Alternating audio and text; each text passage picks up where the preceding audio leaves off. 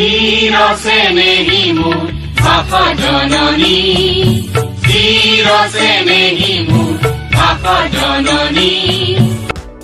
আজি অনুষ্ঠিত হৈ যায় অসম সাহিত্য সভাৰ সপ্ততিতম দ্বিবাৰ্ষিক পাঠশালা অধিৱেশনৰ লাইখুটা স্থাপন অনুষ্ঠান।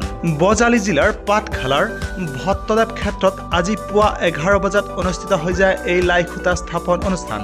আৰু আজিৰ এই অনুষ্ঠানত জ্যেষ্ঠ কেবিনেট মন্ত্ৰী ৰঞ্জিত কুমাৰ দাসকে ধৰি উপস্থিত থাকে কেন্দ্ৰীয় সমিতিৰ সচিব প্ৰধান ডক্টৰ উপেন্দ্ৰ জি নাথ শৰ্মা, ভট্টদেৱ বিশ্ববিদ্যালয়ৰ উপাচাৰ্য ডক্টৰ ধনপতি ডেকা, ভৱানীপুৰ সমষ্টিৰ বিধায়ক ফণীধৰ তালুকদাৰকে ধৰি বিভিন্ন সাহিত্যপ্ৰেমী ৰাইজ। উল্লেখযোগ্য যে অহা 31 জানুৱাৰীৰ পৰা 3 ফেব্ৰুৱাৰীলৈকে 4দিনীয়া কাৰ্যসূচীৰে পাঠশালাত অনুষ্ঠিত হ'ব অসম সাহিত্য সভাৰ সপ্ততিতম দ্বিবাৰ্ষিক অধিৱেশন।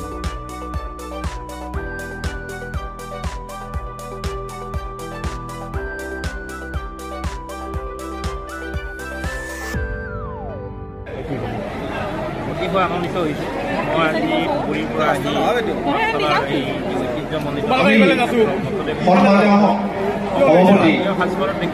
ৰঞ্জিত কুমাৰ দাসদেৱক মঞ্চলৈ আহ্বান জনাইছোঁ। ইতিমধ্যে আমাৰ উপস্থিত কাৰ্যকৰী সভাপতি প্ৰফুল্ল কুমাৰ গোস্বামীদেৱক আমি মঞ্চলৈ আমন্ত্ৰণ জনাইছোঁ। এই ভট্টদেৱ ক্ষেত্ৰত প্ৰথমবাৰৰ বাবে আমি মঞ্চলৈ আহ্বান জনাইছোঁ আমাৰ ভট্টদেৱ বিশ্ববিদ্যালয় সন্মানৰ উপাচাৰ্য ধনপতি ডেকা ডাঙৰীয়া। আমি মঞ্চলৈ আদৰণি জনাইছোঁ অসম সাহিত্য সভাৰ প্ৰধান সম্পাদক ডক্টৰ ৰূপায়ণজিৎ শৰ্মাদেৱক। মই প্ৰদান কৰিবৰ কাৰণে আহ্বান যি আচলতে অসম সাহিত্য সভাৰ সাহিত্য সভাত নাই, অসম সাহিত্য সভাৰ বাহিৰৰ মানুহে বিতৰ্ক কৰে।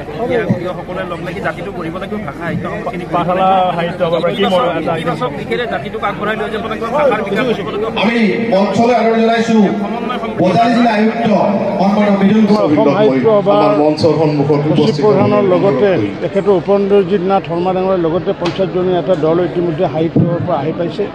মই এই মুহূৰ্তত অসমবাসী ৰাইজৰ পৰা আশীৰ্বাদ বিচাৰিম আৰু লগতে বজালী অঞ্চলৰ সকলোকে আহি মঞ্চৰ সন্মুখত আসন গ্ৰহণ কৰাৰ কাৰণে অনুৰোধ জনাইছোঁ। আমি সভাখন আৰম্ভ কৰিম, সকলোৱে আহি যাতে মঞ্চৰ সন্মুখত আসন গ্ৰহণ কৰে। বিশেষকৈ এটা বিষয়ত আমি বেছি সকলোকে বিনম্ৰতাৰে অনুৰোধ জনাইছোঁ, সকলোৱে আহি যাতে মঞ্চৰ সন্মুখত আসন গ্ৰহণ কৰে। মানে ঢাক ঢুম কৰি যিমানে সাহিত্য সভা নকৰক কিয়, যদি সভাত যদি মানুহ নাথাকে তেতিয়াহ'লে সেই সাহিত্য সভা বিফল হোৱা বুলি মই ভাবিলোঁ।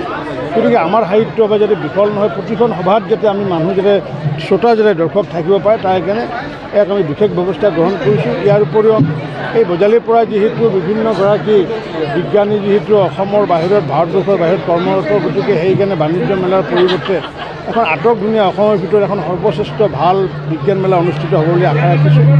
এনেকুৱাকৈ বিভিন্ন কাৰ্যসূচী আমি সময়ত সদৰি কৰিম।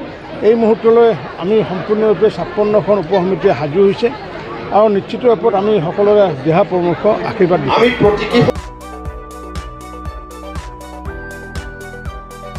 পাঠশালাৰ পৰা মঞ্জিত কুমাৰ চৌধুৰীৰ ৰিপৰ্ট, নিউজ টাইম 3।